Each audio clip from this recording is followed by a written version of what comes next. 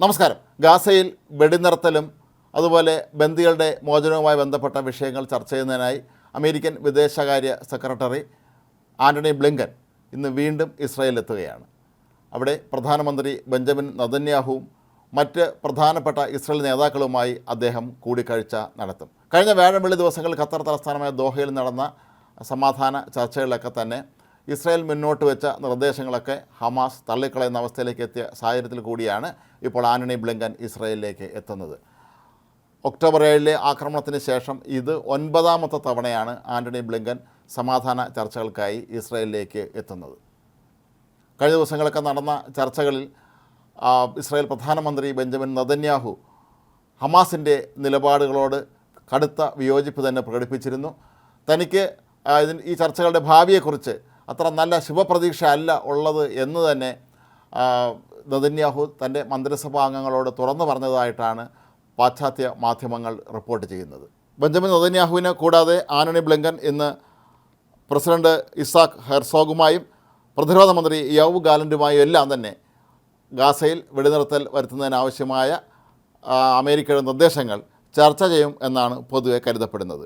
Antony Blinken നാളെ Egypt തലസ്ഥാനമായ കെയ്റോയിലേക്ക് പോകുന്നുണ്ട്. അവിടെയും ഗാസയിൽ സമാധാനം പുനഃസ്ഥാപിക്കുന്നതുമായി ബന്ധപ്പെട്ട കാര്യങ്ങൾ തന്നെയാണ് അദ്ദേഹം ചർച്ച ചെയ്യാൻ ഉദ്ദേശിക്കുന്നത്.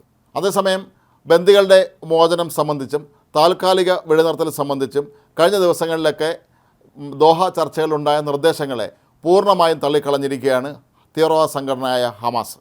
ദോഹയിൽ നടന്ന ചർച്ചകൾക്കായി സ്വന്തം പ്രതിനിധിയെപ്പോലും ഹമാസ് അയച്ചിരുന്നില്ല. പ്രതിനിധി അയക്കാൻ കഴിയാത്തതിൻ്റെ പ്രധാന കാരണങ്ങളിൽ അവരുടെ പ്രധാനപ്പെട്ട നേതാക്കൾ ആരും തന്നെ ഇപ്പോൾ പുറത്തിറങ്ങാൻ പറ്റിയ അവസ്ഥയിലല്ല എന്നുള്ളത് കൊണ്ട് തന്നെ ആയിരിക്കാം. നേരത്തെ ഇസ്മായിൽ ഹനിയായിരുന്നു വിദേശ രാജ്യങ്ങളിൽ വെച്ച് നടക്കുന്ന ഒത്തുതീർപ്പ് ചർച്ചകളിലൊക്കെ തന്നെ ഹമാസിനെ പ്രതിനിധീകരിച്ച് പങ്കെടുത്തിരുന്നത്. എന്നാൽ ഇപ്പോൾ ഇസ്മായിൽ ഹനിയ കൊല്ലപ്പെട്ടതിന് ശേഷം യാഹ്യ സിൻവറിനെയാണ് ഹമാസിൻ്റെ തലവനായി നിയോഗിച്ചിരിക്കുന്നത്.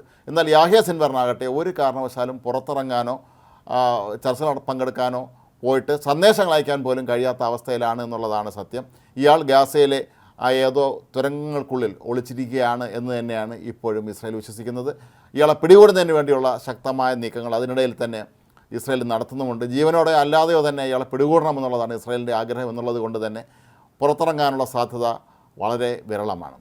അതുകൊണ്ട് തന്നെ ഇവർക്ക് ചർച്ചയ്ക്ക് പ്രതിനിധികൾ അയക്കാനും പറ്റാത്തൊരവസ്ഥയാണ്. കാരണം ദോഹയിൽ ഇവരുടെ മറ്റു പല നേതാക്കളും ഉണ്ടെങ്കിൽ പോലും അത് ആരെ അയക്കണമെന്ന് തീരുമാനിക്കേണ്ടത് ഇപ്പോഴത്തെ തലവനായ യാഹ്യ സിൻവറാണ്. പക്ഷേ യാഹ്യ സിൻവറിനാകട്ടെ യാതൊരു തരത്തിലുമുള്ള കമ്മ്യൂണിക്കേഷൻ ബന്ധങ്ങളും ഇവരുമായി ഇല്ല എന്നുള്ളത് മറ്റൊരു പ്രധാനപ്പെട്ട കാര്യമാണ്. ഏതായാലും അമേരിക്കൻ വിദേശകാര്യ സെക്രട്ടറിയുടെ ഇസ്രായേൽ സന്ദർശനം ഏറെ പ്രാധാന്യത്തോടെ തന്നെയാണ് നയതന്ത്ര ലോകം കാണുന്നത്. കാരണം ഒരു അന്തിമ തീരുമാനം ഒരുപക്ഷെ ഇക്കാര്യത്തിൽ ഉണ്ടാകാനുള്ള സാധ്യതയുണ്ട്. മാത്രവുമല്ല, കഴിഞ്ഞ ദിവസം അമേരിക്ക 2000 കോടി ഡോളറിൻ്റെ ആയുധ ഇടപാട് ഇസ്രായേലുമായി നടത്തിയിട്ടുണ്ട്. അതിൽ ഏതാണ്ട് 50ഓളം F-15 ഇനത്തിൽപ്പെട്ട യുദ്ധവിമാനങ്ങളുമുണ്ട്. അപ്പോൾ ഈ ഒരു അവസ്ഥയിൽ ആൻ്റണി ബ്ലിങ്കൻ്റെ സന്ദർശനത്തിന് ഇപ്പോൾ എല്ലാവരും ഏറെ പ്രാധാന്യമാണ് കൽപ്പിക്കുന്നത്. ഹമാസിനെ പൂർണ്ണമായും ഇല്ലാതാക്കുന്നതിലും അതിൽ ഇറാൻ്റെ ഭീഷണിയെ തടയുന്നതിനുമൊക്കെ അമേരിക്കയും യൂറോപ്യൻ യൂണിയൻ രാജ്യങ്ങളുമൊക്കെ നേരത്തെ തന്നെ ഇസ്രായേലിന് പൂർണ്ണ പിന്തുണ പ്രഖ്യാപിക്കുകയും ചെയ്തിട്ടുണ്ട്.